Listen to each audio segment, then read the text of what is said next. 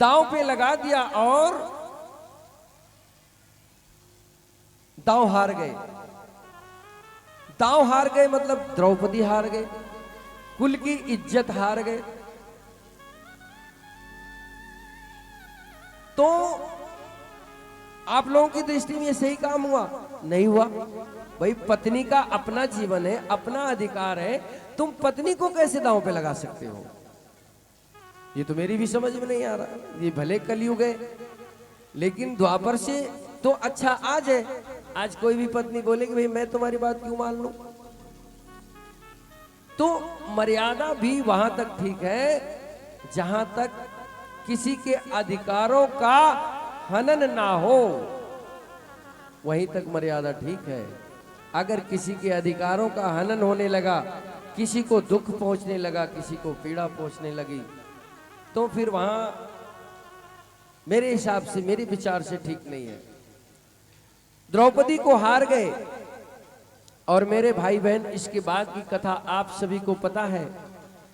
इसी पल का इंतजार दुर्योधन को था। वो सारी साजिश, सारा षड्यंत्र दुर्योधन ने इसीलिए किया। जैसे ही वो द्रौपदी को जीतता है दांव में, ऐसे ही अपना असली रंग दिखाता है। सत्ता सारी पांडवों की पहले ही धृतराष्ट्र ने कब्जा कर रखा था। मनुष्य का आर्थिक रूप से भी नहीं कमजोर होना चाहिए। अगर आप आर्थिक रूप से कमजोर हैं तो ये दुनिया आपका फायदा उठाएगी। ताकत, मेहनत, शक्ति, बुद्धि, बल जो भी आपके पास है, अपने को मजबूत बनाओ, स्वावलंबी बनाओ, ये बहुत जरूरी है। अगर आप कमजोर हुए तो निश्चित आपको विपत्तियां घेरेंगी। कमजोर को ये प्रकृति भी बर्दाश्त नहीं करती। अच्छे पेड़ों के बीच में कोई कमजोर पेड़ हो ना, मर जाता है, सूख जाता है। प्रकृति भी कमजोर को बर्दाश्त नहीं करती। प्रकृति लड़ना सिखाती है। लड़ो, बहादुर बनो, शेर बनो। सरवाइव वही करता है जो लड़ना जानता है। वीर भोग्या वसुंधरा, जो वीर पुरुष होते हैं वसुंधरा पर वही राज करते हैं। कायरों के लिए कोई जगह नहीं है, इसलिए कायरता छोड़कर हमेशा वीरता की शरण गई है। भक्ति ठीक है, लेकिन कायरता नहीं होनी चाहिए, दीनता नहीं होनी चाहिए, हीनता नहीं होनी चाहिए, निराशा नहीं होनी चाहिए। जीवन में इश्क को कभी स्थान मत दो। आत्मबल को मजबूत बनाओ। अगर आत्मबल मजबूत होगा तो दुनिया की सारी मुश्किलों को, चुनौतियों को आप जीत जाओगे। दुर्योधन जैसे ही द्रौपदी को जीतता है, वैसे ही दुशासन को कहता जाओ, अब द्रौपदी हमारी है, हमारी दासी है, उसके केसों को पकड़कर घसीट करके ले आओ। देखो, अधर्म शुरू हुआ। महाभारत के पीछे बड़ा कारण ये था। जमीन तो कोई ज्यादा बड़ा कारण नहीं था। कन्हैया ने तो कहा कि तुम 5 गांव दे दो, हम बना लेंगे, पांडवों को समझा बुझा देंगे। जमीन कारण ही नहीं था। जमीन कारण था किसी स्त्री की इज्जत का जाना, अपमान होना। और जब जब इस भारत भूमि पर किसी माता बहन की इज्जत पर आंच आई है तो ये धरती डगमगाई है। चाहे वो त्रेता युग में हो, चाहे वो द्वापर युग में हो, चाहे वो कलयुग में हो, चाहे वो सतयुग में हो, बार बार हमारी इस भारत भूमि पर इस बात का उदाहरण मिलता है। दुशासन जाता है और द्रौपदी को केसों से पकड़कर घसीट करके लाता है। ये अपमान ही तो हुआ। अरे माता बहन हमारे घर की इज्जत है, लक्ष्मी है, उनका सम्मान होना चाहिए, और कहां तो अपमान हो रहा है।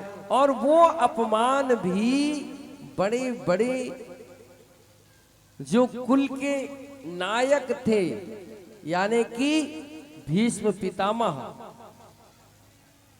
गुरु द्रोणाचार्य, पांचों पांडव, अर्जुन, भीम, नकुल, सहदेव, युधिष्ठिर, इन सबके सामने अब भगवान न करे किसी के साथ ऐसा हो।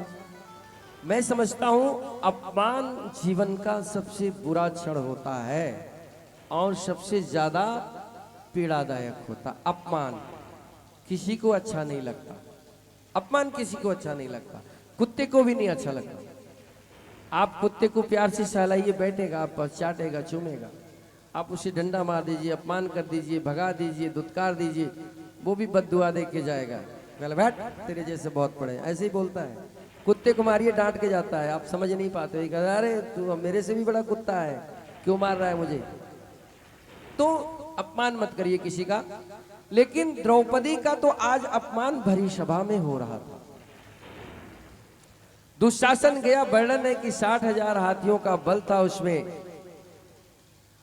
और दुशासन केसों को पकड़कर घसीट करके भरी सभा में लाता है। यहां तक भी तो चलता था, यहां तक भी एक बार को चलेगा।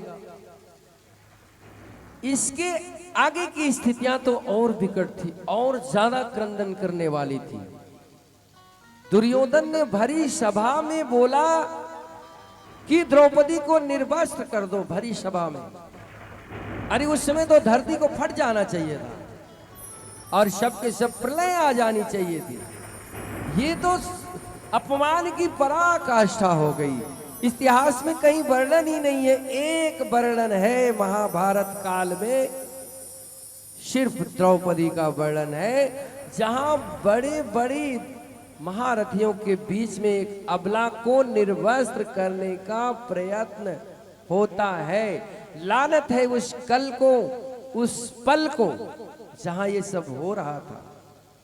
और भीष्म ऐसे धनुर्धर जिसकी कोई सीमा नहीं, द्रोणाचार्य ऐसे गुरु जिनके विद्या का कोई, लेकिन सबने दुर्योधन के डर से उसका नमक खाए थे, इसलिए कोई बोला ही नहीं।